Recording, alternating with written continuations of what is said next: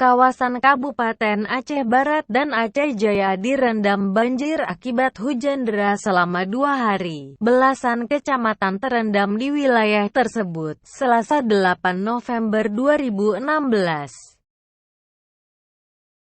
Sebanyak 3.558 jiwa warga terimbas banjir tersebut, katanya.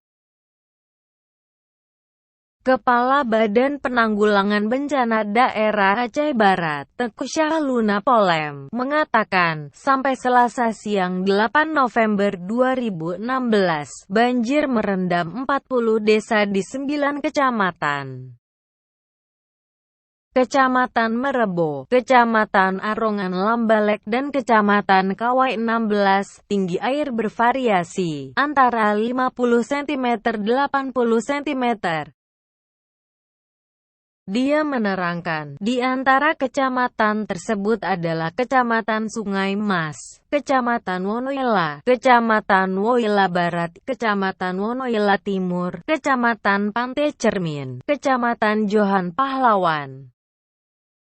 Banjir juga melanda Kabupaten Aceh Jaya yang mengakibatkan 37 desa di 7 kecamatan terendam banjir.